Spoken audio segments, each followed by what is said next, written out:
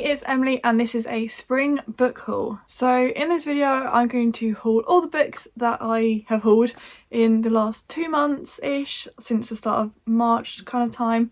I've got quite a few. I've got them into different stacks from different shopping occasions. I'm just excited to talk about some of the new books I've bought. I'll just quickly count to see how many there are. So I've got 21 books to haul for you today. I am on a book buying ban now, like completely. I'm not buying anything this month at least, probably not until my birthday in the middle of June, so I'm just going to leave it at that for now because it's been, I've got quite a few. So over the last few months, which I'm going to talk about, I went to the 66 book club with Chloe, so quite a few books I got from there.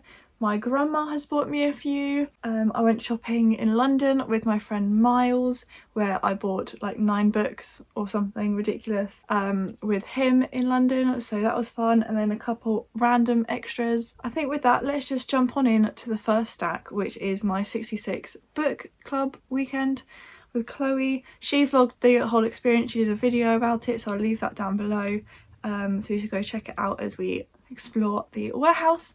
So if you don't know, 66 book club is like a warehouse and all the books are like 70% off RRP. Just go in there, you queue up for a bit outside, well I say a bit, quite a while, outside, you have your basket and you just can have free reign of the warehouse. There's 2 floors and at checkout it's 70% off RRP. We came away with a lot less books than we expected to. That doesn't matter, we then spent more money the next day, so yeah, with that, let's jump into the first book. So I'm just going to go in whatever order I have them on the stack on my bed. And the first one that I picked up is The Couple at the Table by Sophie Hannah. Me and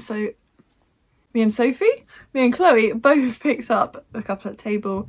We both got the same hardback edition. It was 17 quid, ended up being about £5. This is a thriller. I've read stuff from Sophie Hannah before, but only her like Agatha Christie continuations. I haven't read any of her own stuff yet, although I do have Haven't They Grown on my TBR. This is about a couple who kind of get a letter, I think. At dinner they get a note and it says, beware of the couple at the table nearest yours. But because of the way the tables are set up, all the surrounding tables are like the same distance, so they're like, who is it? And it just seems very intriguing, so me and Chloe might buddy read this. We'll see. But since then we found it like the paperback for much cheaper, so oh well. I need a place now. All my stacks are taking up space on the edge of my bed here. I don't have a place to stack the books I've already talked about. The next book I picked up from the warehouse was this Oscar Wilde like compendium of quotes, stories, anecdotes called Wildina, and it's literally just, that was really bad. It's literally just snippets throughout. I haven't read this yet, but I do really like Oscar Wilde's writing. A Picture of Dorian Gray is one of my favourite like classics, and I just thought this was really pretty, and it caught my eye and I couldn't leave without it. I have to say they had potential to make the naked hardback really pretty and they didn't, so yeah. Then we have Snow Country. The warehouse was full of these like Penguin modern classics. There were loads and loads of them, and this is one I actually went in looking for. I had a list of what I was looking for in the warehouse, however this is the only one that I came away with that was actually on my list. This is just another Japanese translation that I keep seeing everywhere and I just really want to read it. It's tiny. I don't really know what it's about. So I think it's about a man that falls in love as he goes across Japan. Snow Country is both delicate and subtle, reflecting in Kawaba타's exact lyrical writing the unspoken love and the understated passion of the young Japanese couple. And it's a winner of the Nobel Prize in Literature. I didn't actually know that when I picked it up. I'm very excited to read this. This is high on my TBR priority. Back to another hardback, and that is Notes on an Execution. I've seen this around quite a lot, and me and Chloe also bought this copy together. We both have it, so maybe a buddy read in the future. It's a potential. So I believe this follows the story of the women a murderer murdered, and he's about to be executed. He's about to get the death penalty, and it's not about him, it's about the story of the girls that he killed. I think that's what it is. I'm excited to read this. I keep seeing this everywhere. It just intrigued me. It intrigued me. So this is the last one I got in the warehouse, and this I completely wasn't expecting to buy, and it is heavy, and that is the special collector's edition of A Monster Calls by Patrick Ness. If you're new around here, you may not know, Patrick Ness is one of my favourite authors, and A Monster Calls is one of my favourite books ever, and this is now my 4th edition of the book, but I didn't have the collector's edition, so now I do. and it's just, yeah, it's got the story in, but it's also got loads of extra bonuses from like the movie, from all sorts, little like interviews, illustrations throughout, and it's just a stunning book, and I will probably reread this again soon. I love Patrick and I think this is just a beautiful heartbreaking story. I currently have the normal edition, the illustrated edition, the 10th anniversary edition, this now a special collector's edition, and I also have a Monster Calls the Play script, so you can say it's one of my favourite books. So the next book I didn't buy at the warehouse, but I bought the next day in Watford. Me and Chloe just did a bit of shopping around Watford, and I went into a charity shop and for £1 picked up The Cat Who Saved Books. This I have seen floating around quite a lot recently. I think I have heard quite a few mixed reviews about it, so I am intrigued to see what I think about it. And I think it's to do with a cat in a bookstore. I honestly don't even know. I just saw it and thought, oh, I'll pick it up for £1. I think it's about a guy who inherits a bookstore. I'll probably pick this up soon. It's nice and short. It was actually in the children's section, though I'm pretty sure it's an adult book, because in Waterstones it's always on the adult table. But it was in the children's section in the charity shop, and I think that's why it was only £1 for a hardback. I'll be reading this soon, hopefully. Next up, I went and visited my grandma, and my grandma loves to read as well, and she always loves treating me to books, so she gave me some money to go buy some in the Waterstones, because her town has 2 Waterstones, so I like to go wild when I visit her. And I only picked up 2, and the first one is We Had to Remove This Post, and this I have read. Definitely a bit of a disappointment. I shouldn't have bought this full price from Waterstones. I thought this was going to be a book I loved, and it was the opposite. I didn't enjoy this really. It was just a bit of a disappointment. I read this on holiday with Chloe in Turkey, and I just sat by the pool and read it one day, and it was just a bit of a disappointment really. And the ending was just as though the author just walked away from her laptop and that was it, like she was just done writing. But this is all about content moderators. It follows, the main character is a content moderator for a like social media company and organisation, and I thought it was just going to be about them going through every day seeing horrible things on the internet, because what they have to do is check whether something has to be taken down or not. And it says, but soon the job seems to change them all, shifting their worlds in alarming ways. How long before the moderator's own morals bend and flex under the weight of what they see? It was okay. I did give it 3 stars, which isn't bad. But like, I'm never going to reread this, and I probably will unhaul this soon when I next do an unhaul. It was just a bit of a letdown. I had such high hopes for it, and yeah, that was it really. Just didn't really care anymore. The other one I picked up from that little shopping trip is Open Water, and this one I have really high expectations for. I've heard nothing but amazing things for it. I've been told I need to read this like next, so I do want to read it very soon. So I'll read a bit from the back. It says, a once an achingly beautiful love story and a potent insight into race and masculinity. Open Water asks what it means to be a person in a world that only sees you as a black body, to be vulnerable when you are only respected for strength, to find safety in love only to lose it. With gorgeous, soulful intensity, Caleb Azuma Nelson has written the most essential British debut of recent years. So I cannot wait to read this. It is right high on my TBR priority, and yeah, I just cannot wait to get to this. I've heard nothing but absolutely amazing things about it. So the next stack is only literally 1 book, so it's hardly a stack, but I had a voucher online and I chose to turn it into a book token, and so with that I bought Throttled, and I feel like maybe that was probably a waste of a voucher, but this is the first book in the Dirty Air series by Lauren Asher, which is kind of like Formula 1 romance series. I definitely want to continue reading the series because I've heard they do get better. This was a bit underwhelming and there were quite a few F1 inaccuracies, which is fine. I think people often read sports romances purely because they're sports romances, not because they're a sports fan, if that makes sense. But this follows 2 characters, Noah and Maya, and Maya's brother is an F1 driver and his teammate is Noah. They're like rivals, and then it's a bit of a kind of romance between Noah and Maya. Definitely was a bit underwhelming. The audiobook helped for sure. I also read this in Turkey in like 1 day by the pool, so it is a very easy read, and I think if I didn't have the audiobook though, it would have definitely dragged, and I've heard other people say the same thing. They struggled to get into it physically and the audiobook really did help. However, I am interested in continuing the series. I think the next one is Collided, so I'll look into that, but I probably won't be paying full price for it again because they're like £13. It definitely wasn't necessarily worth that much for me, in my opinion. but it was Lauren Asher's first ever book and it's the only one I've ever read for her, so the only way is up, right?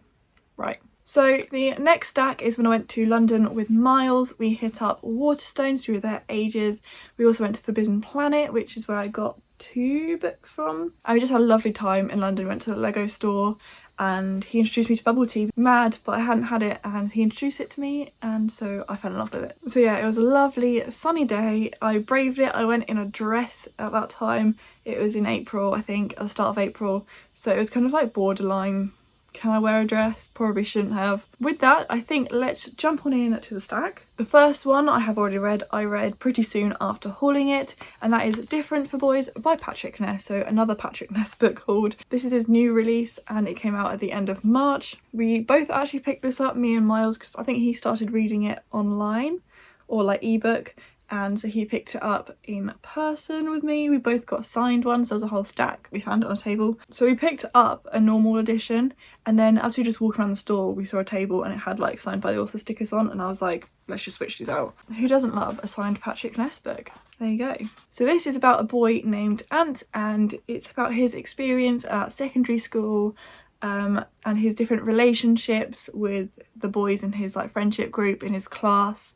And it's about, you know, masculinity, sex, relationships, friendships, and it's all done really well with lovely illustrations as well throughout. I will say that there is a lot of homophobia in this, so if that's a trigger then do be careful going into it, but if you saw my April wrap up you'll know a bit more about my thoughts. But yeah, so I also am on a bit of a horror kick at the minute. So the next one I picked up was Salem's Lot by Stephen King. I haven't seen the movie, I haven't read this. The only Stephen King I've actually read is Misery. I really did enjoy that and I love the movie for that as well, so I definitely wanted to pick up more Stephen King books and this was just the one I went for on the day, and I don't actually know much about it but I will definitely pick it up soon. It's quite chunky but that's fine. But I just want to read more actual horror from Stephen King because Misery is kind of like a suspense thrillery horror and I just want to read more. But yeah, aside from that I don't really know what else to say about it. I'm just intrigued like I've said for every book. Still on the horror run, I picked up Dracula. I haven't ever read this but I picked this up in the Waterstones. So this is the weekend where they had double stamps over the Easter weekend, so that's why I bought so many. But so this is the classic vampire story by Bram Stoker. So I have been to Whitby, which was what inspired Bram Stoker to write this, I believe is the story. They have like vampire festivals there when everyone like turns up dressed as vampires.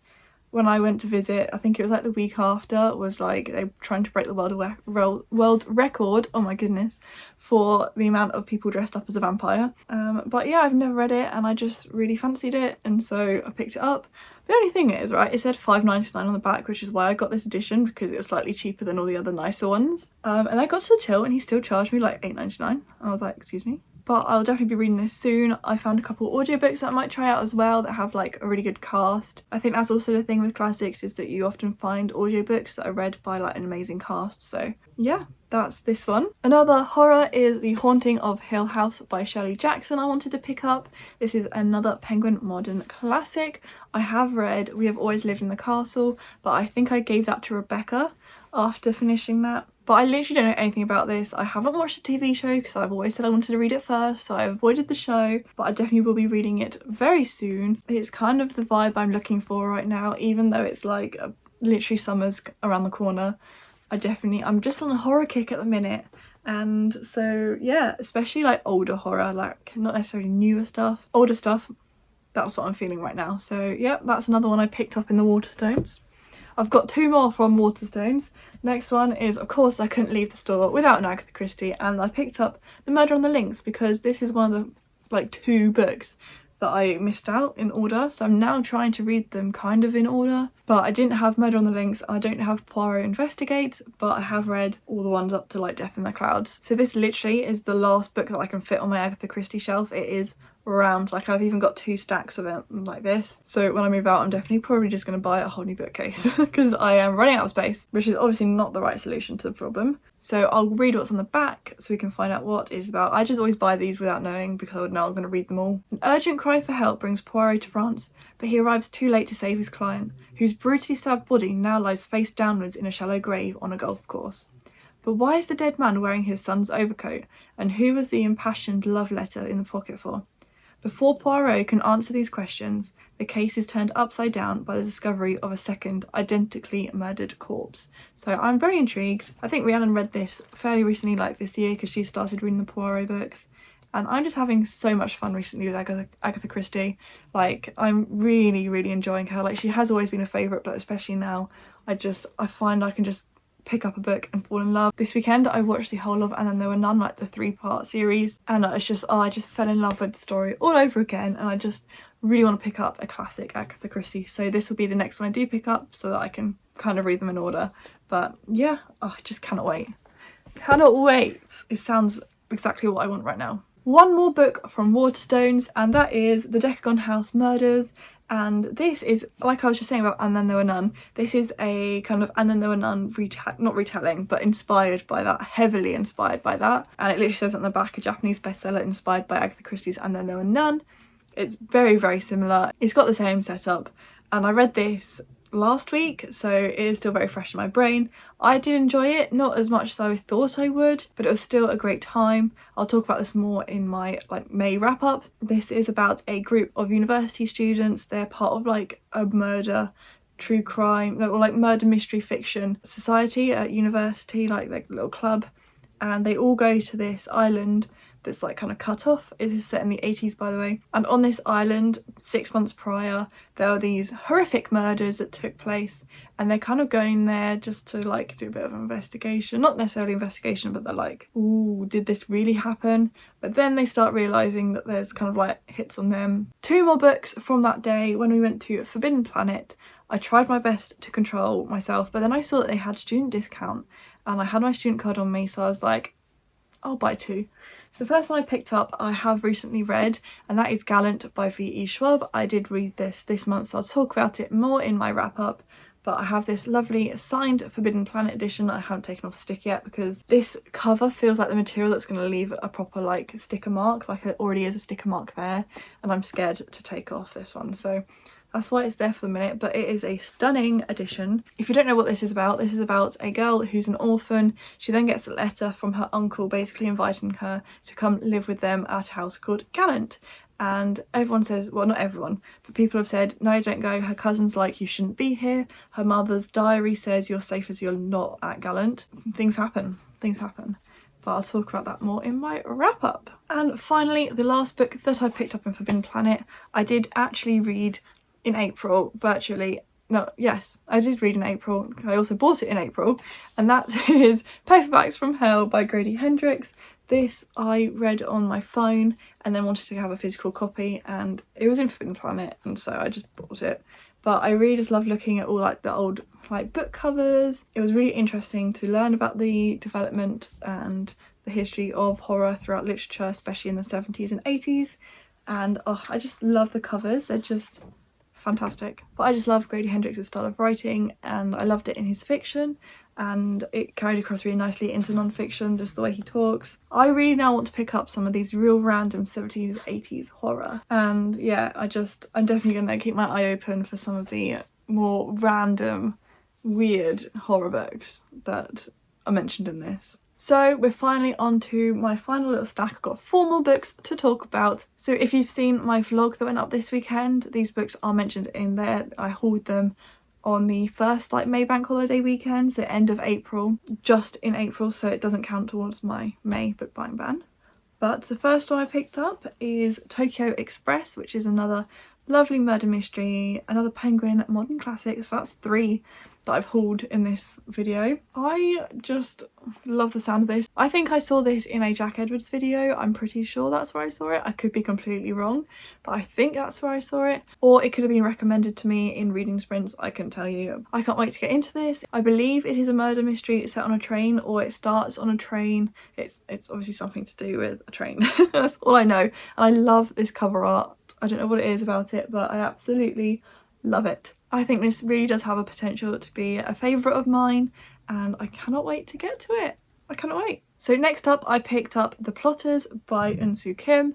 and this is about assassins, and as we know, this is like my favourite thing at the minute. I just love reading thrillers about assassins. So this follows an assassin, a hitman, and he gets his orders from the plotters, and they're very particular about how things must be done. But then one day this assassin, he decides that the woman he's killing can choose how she dies, and the plotters aren't very happy that he just went and just did something else. So he's now like, I think there's a hit on me, and it goes from there. So I cannot wait to read this. I can't remember where I heard about this, but I heard about it fairly recently and literally bought it within like 3 days of hearing about it, and I just, yeah, I cannot wait to pick this up. I haven't really heard anyone talk about it. I just heard that one person, I can't think who it was, whose video I saw it in. I'm definitely picking this up very soon. Once I finish all my proper TBR books for May, I'll probably dive into this one. Then I picked up Wrong Place, Wrong Time, which is very hyped at the minute. I keep seeing it everywhere. All of a sudden, everyone's reading it. It's also a Reese Witherspoon book club pick, so I think that's also why it's had quite a bit of hype. But I picked this up in Waterstones because my mum picked up one from the Buy One Get One half price table, and this was on my radar,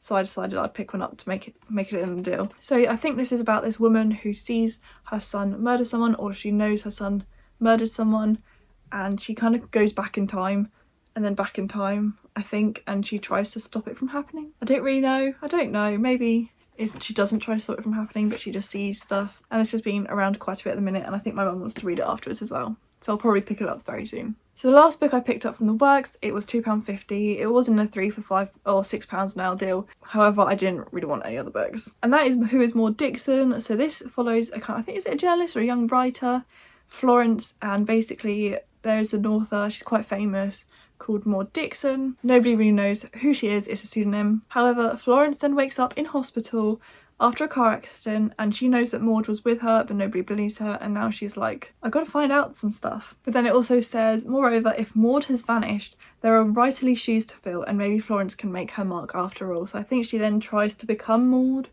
I don't know, but I don't know, this was such like a cover, well, it wasn't a cover by it, the cover drew me in for sure.